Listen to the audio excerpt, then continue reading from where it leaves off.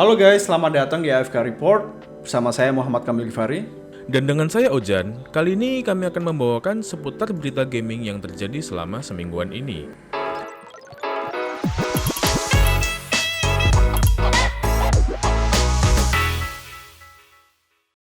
Oke, pertama kita bisa mulai dari studio Naughty Dog. Rumor aneh dari Naughty Dog yang akan melakukan remake dari game The Last of Us-nya akhirnya pun terbukti. Karena beberapa hari lalu, industri game dunia dikagetkan dengan rilisnya The Last of Us 1 Part 1 Remake. Game besutan Naughty Dog yang sudah melewati fase remaster ini, anehnya dapat versi remake-nya lagi. Memang sih, dari trailer yang sudah rilis, terlihat beberapa perubahan yang cukup signifikan, apalagi jika kita membahas grafisnya yang lebih natural dan resolusinya yang lebih tajam. Selain itu, blog dari PlayStation dan Naughty Dog itu sendiri juga telah memberitahu dan meresmikan bahwa ada perubahan dari segi gameplay yang mungkin akan lebih menyenangkan dan lebih smooth jika dibandingkan dengan pengalaman kita sebelumnya. Anehnya, The Last of Us 1 justru mencabut fitur multiplayernya yang justru sangat digemari oleh fansnya.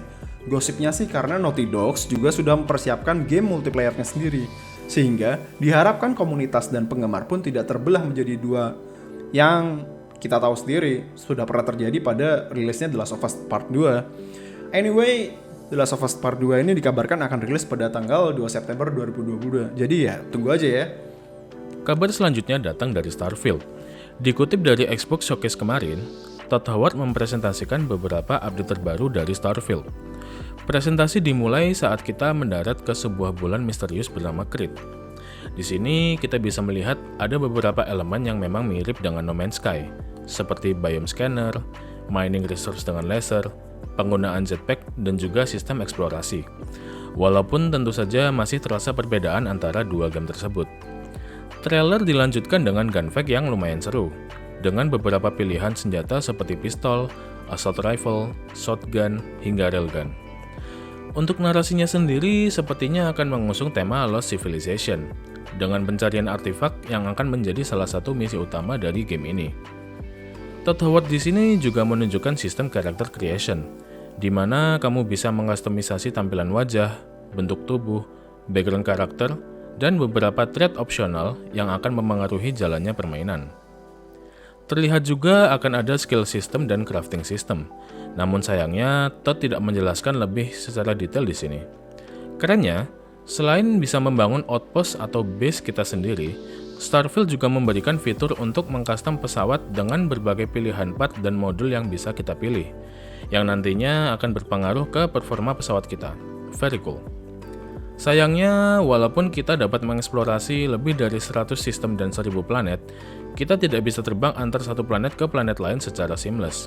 Walaupun mungkin terkesan minor, tetapi saya rasa hal ini dapat mengurangi immersion dari game ini. Belum ada tanggal pasti untuk perilisan game ini, tetapi diperkirakan Starfield akan rilis pada tahun 2023 untuk konsol Xbox dan PC. Oke, selanjutnya kembali ke studio besutan Capcom. Baru saja selesai dengan game Resident Evil 8 mereka. Kali ini Capcom memberikan kejutan yang menarik untuk fans dan penggemar setianya dengan trailer Resident Evil 4 Remake. Hal ini sangat dinanti-nanti oleh penggemar berat Leon Kennedy dan zaman GameCube dan PS2 pastinya ya. Selain karena Resident Evil 4 ini disebut sebagai titel tersukses dan terkategorikan sebagai game horror terbaik dalam 2 dekade terakhir ini, banyak juga rumor yang beredar bahwa Resident Evil 8 kemarin adalah prodigy atau penerus cerita dari Resident Evil 4. Meskipun ya ternyata IP pada game Resident Evil 8 kemarin memiliki tokoh dan alur cerita yang berbeda, bisa dibilang masih satu universe lah ya. Dari event live stream Capcom Showcase 2022, mereka menyajikan Resident Evil 4 Remake dengan sentuhan dan gaya yang baru. Tentunya dengan perubahan warna yang sangat terlihat dari kontur sepia pada Resident Evil 4 2003, dan sekarang cenderung lebih ke warna biru dan gelap sehingga mengesankan suasana yang lebih dingin, misterius, dan sebagainya. Lalu kita diberikan sebuah model gameplay terbaru, yaitu ketika dimana Leon saat dia mengarahkan kameranya dan mengarahkan pistolnya ke depan, dia dapat berjalan, yang merupakan fitur yang tidak dapat kita temui pada Resident Evil 4 besutan 2003 yang ada di PS2 maupun di GameCube. Apakah hal ini akan mempengaruhi fans? Kita lihat saja nanti ya. Tapi jangan risau, Capcom gak lupa kalau Resident Evil 8 mereka besutan ya mungkin beberapa tahun yang lalu ya mengalami sukses yang sangat besar juga. Dari pengumuman showcase Capcom kemarin, mereka juga mengumumkan adanya DLC yang datang pada Resident Evil 8. Anak Ethan Winters, yaitu Rose Winters, akan memulai debutnya pada game kali ini dengan menjadi karakter utama dengan DLC yang berjudul Shadow of Rose. Selain kedatangan Rose Winters, Resident Evil 8 juga mendapatkan beberapa update seru seperti mode third person yang bikin pengalaman bermainmu serupa seperti kamu bermain Resident Evil 2, 3, dan 4. Selain itu juga ada mode mercenary di mana kamu bisa mencicipi berapa boss pada Resident Evil 8 dalam mode time trial.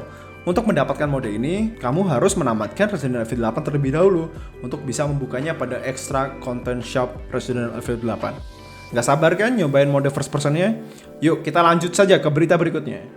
Overwatch 2 yang akhirnya beralih menjadi free to play, kemarin baru saja mengadakan reveal event di kanal YouTube dan Twitch mereka. Di sini mereka menampilkan beberapa informasi baru terkait Overwatch 2, seperti roadmap season 1 dan 2 yang akan diimplementasikan pada tanggal 4 Oktober dan 6 Desember tahun ini. Konten baru seperti heroes baru, map baru, dan mode baru yaitu PvE. Tidak akan ada loot box untuk Overwatch 2, tetapi sistem ini akan digantikan oleh progression dari Battle Pass. Apakah perubahan ini akan berdampak positif? Let's see. Akan ada 2 hero baru yang bisa diakses pada perilisan awal, yaitu Junker Queen dan Sojourn. Overwatch 2 akan dirilis pada tanggal 4 Oktober 2022 untuk platform PS5, PS4, Xbox Series, Switch, dan juga PC. Tetapi, kalau kamu mau mencoba game ini lebih awal, Blizzard membuka pendaftaran beta test pada tanggal 28 Juni besok. Menarik untuk dicoba. Berita satu ini pasti bikin penggemar PlayStation kaget. Pasalnya, salah satu figur dan kebanggaan terbesar mereka di PlayStation, yaitu Hideo Kojima, secara resmi telah pindah ke rival abadi mereka yaitu Xbox. Setelah kabar perpindahan ini resmi, banyak rumor yang menyampaikan kalau developer Kojima Production sudah memulai proyek terbaru mereka dengan membuat sebuah game horor yang berjudul sebagai Overdose.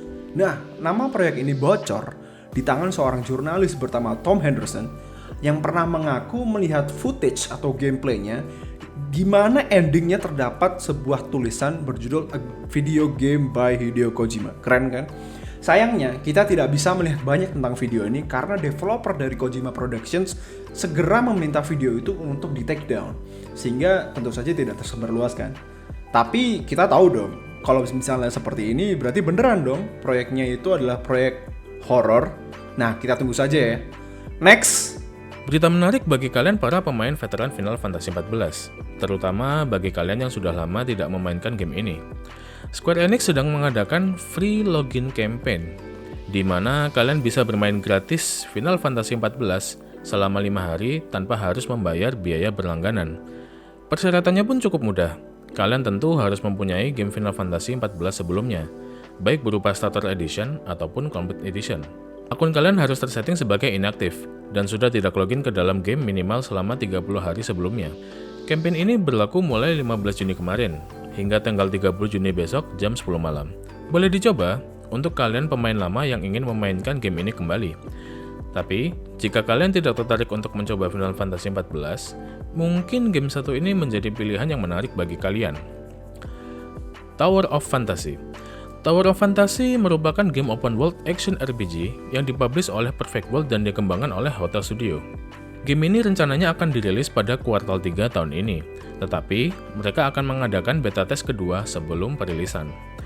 Beta test kedua ini akan berlangsung selama 5 hari, berlaku untuk Indonesia, Thailand, Brazil, Amerika, dan Jepang. Untuk platformnya sendiri masih terbatas untuk pengguna PC dan Android. Untuk pengguna Apple harap bersabar dulu ya. Registrasi beta test kedua akan dimulai pada tanggal 22 Juni jam 3 sore dan akan ditutup ketika kuota sudah terpenuhi. Jadi, jika kalian tertarik untuk mengikuti beta test ini, follow akun dan channel komunitas Tower of Fantasy untuk update lebih lanjut. Oke, kali ini kita membahas mengenai game horror terbaru ya. Kalau kamu pecinta game horror, pasti kamu sudah pernah dengar trailer game satu ini, Callisto Protocol, sebuah game petualangan survival horror dengan tema luar angkasa. Yang bikin hype banget adalah karena game ini diarahkan langsung oleh Glenn Schofield, seorang figur yang sudah terkenal pada game dan kesuksesannya pada series Dead Space sebelumnya. Selain itu, kita juga akhirnya bakal ngerasain nih guys, game yang menggunakan Unreal Engine 5 dalam desain gameplaynya. Hype banget deh pokoknya. Callisto Protocol ini rencananya akan dirilis pada 2 Desember 2022 mendatang dan akan bisa dimainkan secara serentak pada platform PlayStation, Xbox, dan PC. Super hype! Selanjutnya kita akan membahas mengenai Final Fantasy VII 25th Anniversary. Oke, salah satu berita utama untuk minggu ini.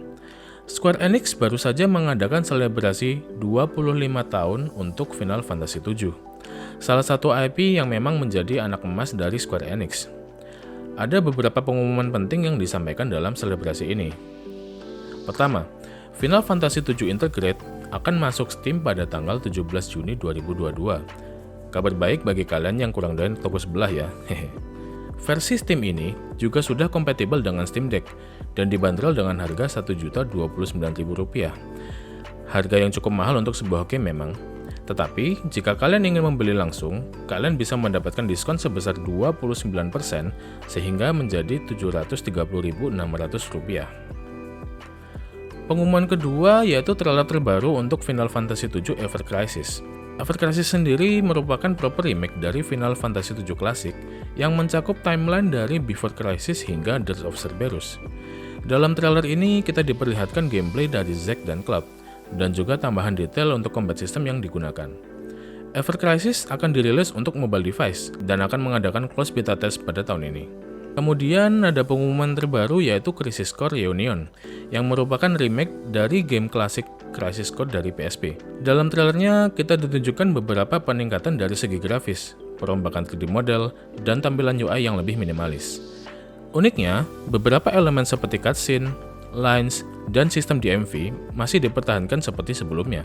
Crisis Core Reunion rencananya akan dirilis akhir tahun untuk Xbox, PS4, PS5, Switch, dan PC. Dan pengumuman terakhir datang dari Final Fantasy VII Rebirth, yang merupakan kelanjutan dari Final Fantasy VII Remake. Belum ada banyak informasi yang ditunjukkan di sini, melainkan beberapa cutscene yang berhubungan dengan narasi game.